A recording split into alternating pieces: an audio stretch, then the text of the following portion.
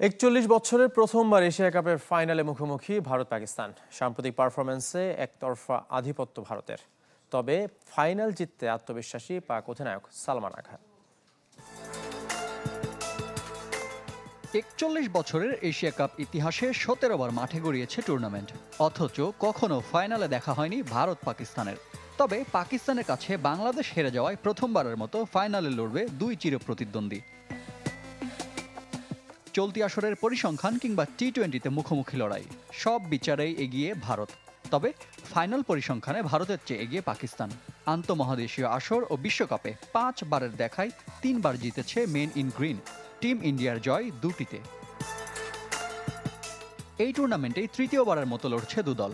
আগের দুটিতে একক আধিপত্যে জয় ভারতের, সঙ্গে ১৫ টি-20তে ১২টিতে জিতে অনেক এগিয়ে টিম ইন্ডিয়া। পাকিস্তানের জয় ৩টিতে। তবুও চিরপ্রতিদ্বন্দ্বীদের বিপক্ষে জয় নিয়ে আশাবাদী পাক অধিনায়ক সালমান আগা। ম্যাচ জিততে কি করতে হবে তা আমরা জানি, প্রতিপক্ষকে তা নিয়ে আমাদের কোনো চিন্তা নেই। যে কোনো দলকে হারানোর মতো সামর্থ্য আছে আমাদের। টুর্নামেন্ট জুড়ে দলের দুরবস্থায় সমালোচনা করে আসছেন শোয়েব আখতার। তবে ফাইনালে ভারতকে হারাতে কি করতে হবে সে উপদেশ দিলেন সাবেক পাক পেসার।